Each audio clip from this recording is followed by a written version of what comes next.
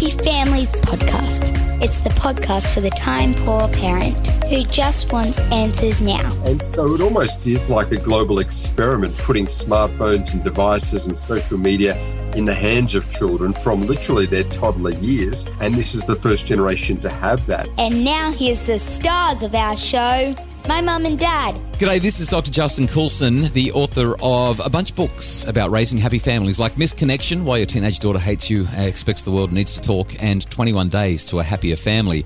Here with Kylie, my podcast partner and my life partner, wife and mum to our 6 kids. And Kylie, today we're having a conversation with the author of a book called Generation Alpha, Understanding Our Children and Helping Them Thrive. Mark McCrindle joins us now. Welcome, Mark. Thanks so much, Justin and Kylie. Great to be with you. And Justin, I love your work and find it really helpful myself. So great to be talking with you. Well, that's so nice. It's great to be with you, Mark. Have been playing around with your brand new book, Generation Alpha, and flicking through, reading a good portion of it. Haven't gotten to the end yet. I have to confess that I hate saying that on a podcast interview, but I want to be transparent. But I've read a good portion of it now, and I love this conversation about the different generations. I've always resisted it. I feel like I'm a Gen Xer, and I kind of never felt like I really was a Gen X person until I read your book, and I was like, man, that's exactly who I am. And I felt a little bit annoying. So for parents who are not familiar with the different generations, can you just walk us through from the baby boomers, the Gen X, Gen Y, into where we are now with our Generation Alpha, the kids that are being born right now? Sure. Well, I'm a fellow Gen Xer myself. So the generation before us, as you said, are the baby boomers. They're the grandparents of today now. Excited for them to move into that next stage with grandkids. And then it came to us Gen Xers. And just the reason for that label, in the early 90s, as the Gen X cohort was emerging, we didn't have a label. An American, actually Canadian writer said, hey, we're not like the boomers, just call us X. You know, we defy a label.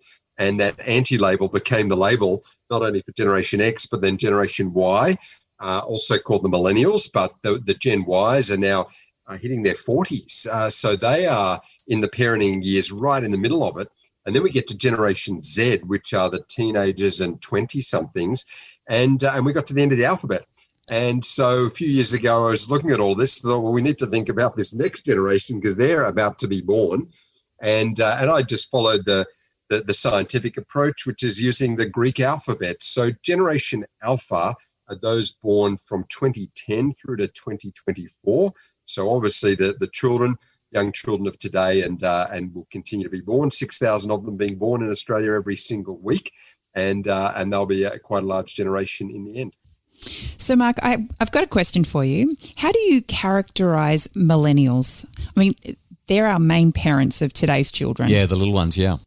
Well, these millennials, also called Generation Y, were born from 1980 through to 1994. So if you're a parent, a new parent, a young parent, chances are you're in that age group. And this is the generation that were coming of age as technology was. Of course, the Gen Ys will remember, they had the internet.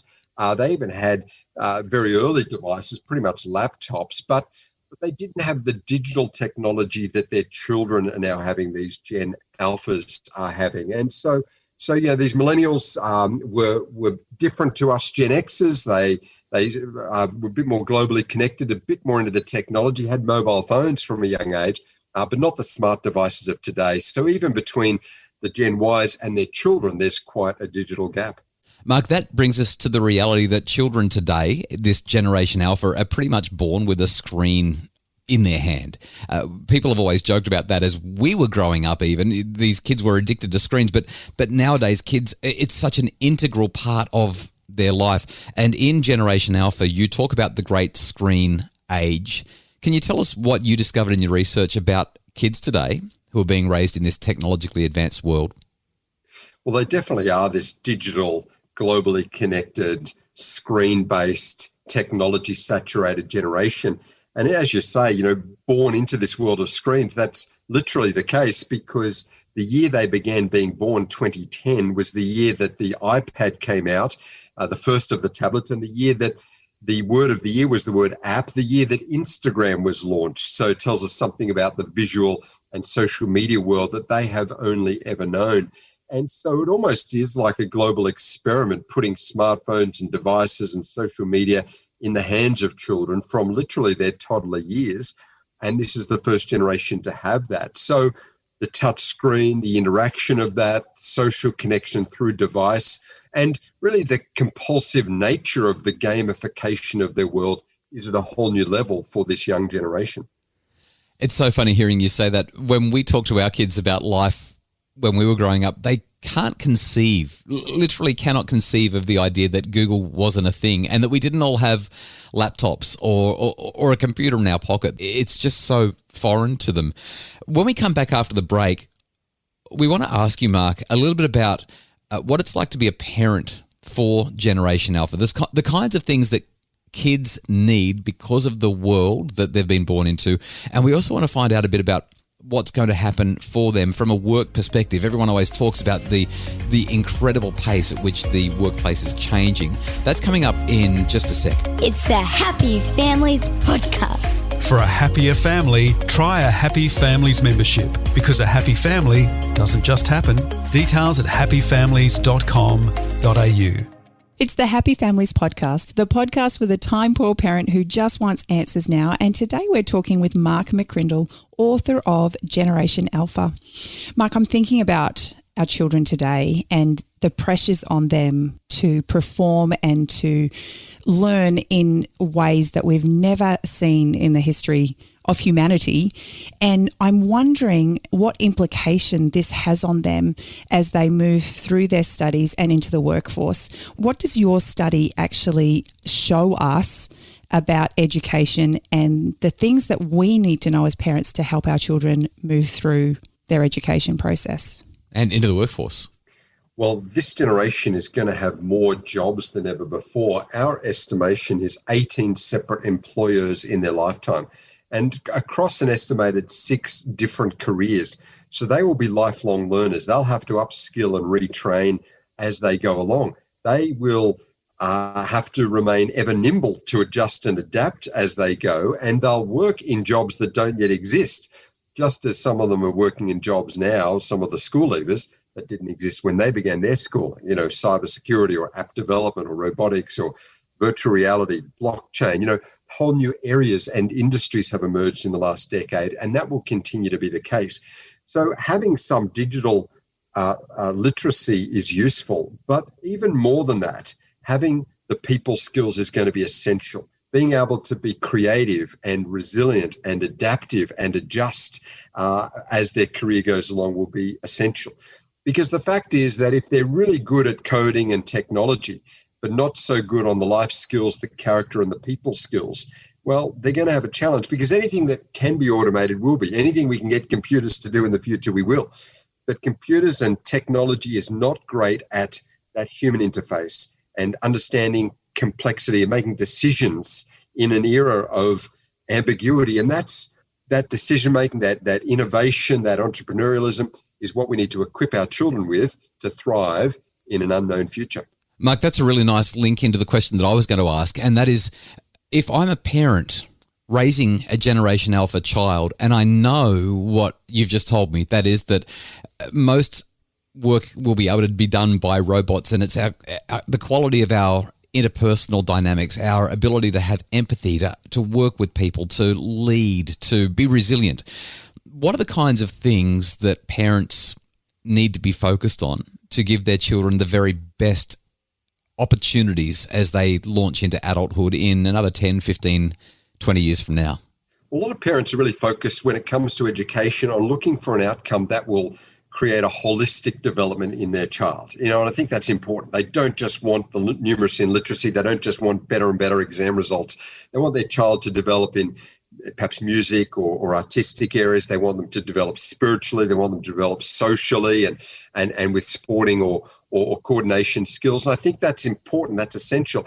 And they need to think about that in their own raising of the children. In other words, we want our children to really be well developed across a broad range of areas, not just to be digitally savvy and academically focused, because the future is going to belong to those who can be leaders, make decisions, understand complexity, adapt, relate well across diversity, which is our modern community and workplace.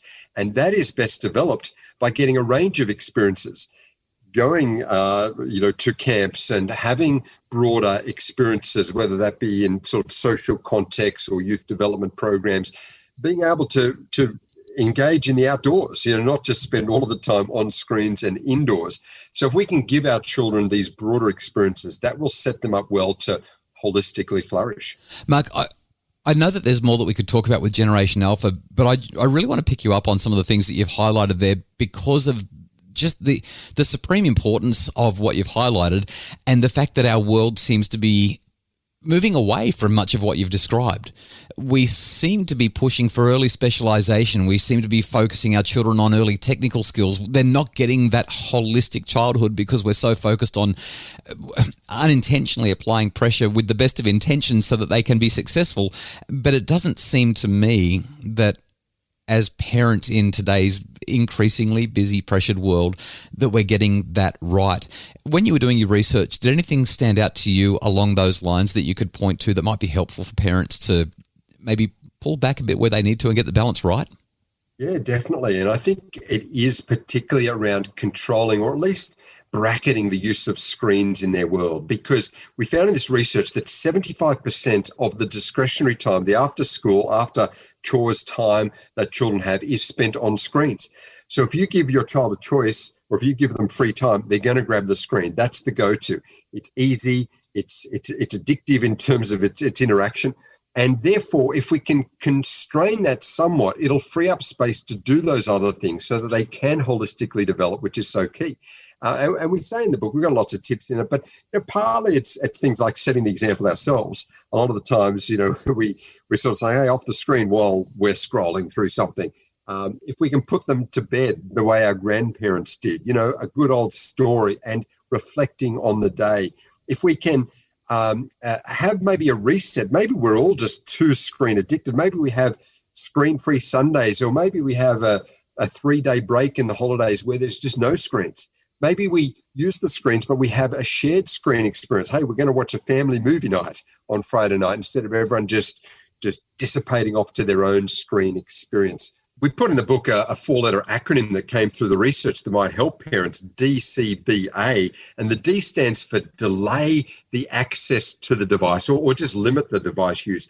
Rather than give the 8 or 9 or 10-year-old their own device, wait until they maybe hit the teenage years if we can. Sure, they might for their schooling need access to ours or for a little bit of that screen time, but at least if it's not their own, they don't have 24/7 use of it, and that's going to delay some of the use. And then the C is communicate the values, communicate what we're about so that they can start to make the right decisions as to what games or interactions they have and how they behave online. The B is the behavioural skills. Let's give them some skills, some social skills so that they can self-limit. And when they have the urge just to reach for the screen, they can say, actually, I've learned to go for a walk or kick a soccer ball around or something else. So behavioural skills, because their life is going to be filled with impulses and with the opportunities just to grab onto what makes them feel good. But if they can develop some self-restraint, that's great. And the A stands for accountability. Ultimately, parents have to provide a safe environment for the children. And if we can have accountability around how much time they're spending or where they're going, or even check in on some of the social media or some of the screen use, that's going to be healthy for them and keep them accountable as they make their own improved choices in life. Wow, DCBA, that's a great idea. I've been teaching this stuff for a long time and I haven't come across that, but I really like that little acronym. Thank you for that, Mark. We'll put that into the show notes. Mark, this has been such a great conversation. I'm wondering, what would you want the take-home message of your book to be when you think about everything that we've talked about today? What do you want parents of Generation Alpha to really know? That this is such a critical generation, being shaped at such a unique time with such incredible opportunities. The digital, the global, the education, they are the most formally educated generation ever, the most materially endowed generation ever in our world. What an opportunity.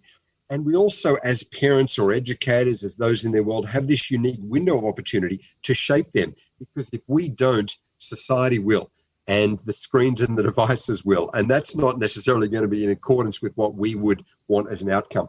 So the takeaway message from the book is don't outsource your parenting. Don't think that the school will educate and the screens will equip, and I'm sure a careers advisor will help them find a career pathway in life. Yes, we're all busy. We're juggling multiple roles. You've got your 6 kids and me with mine. We've got a lot going on in our worlds and with our kids, but we can't afford to let this window of shaping and these formative years fly by without us being intentional. So I would say it is about being clear on the direction, focused on the children, building those relationships, setting them up for a win, and ultimately that comes down to good relationships and really good modelling of the outcomes that we want. Great advice. Thanks so much, Mark. Thanks, Justin. That's Mark McCrindle. He's the author of Generation Alpha, Understanding Our Children and Helping Them Thrive. He wrote it with Ashley Fell and Sam Buckerfield. We really hope that you enjoyed that conversation. Mark's insights are just fascinating and so well articulated. What a great conversation. The Happy Families podcast is produced by Justin Rulon for Bridge Media, and Craig Bruce is our executive producer.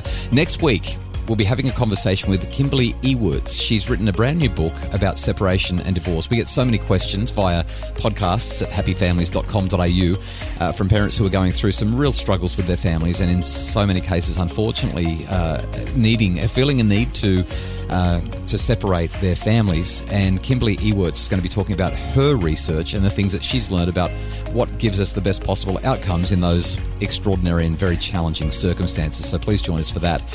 We hope that you've enjoyed everything that Mark has talked about today. And if you'd like more info about making your family happier, you can find it at happyfamilies.com.au.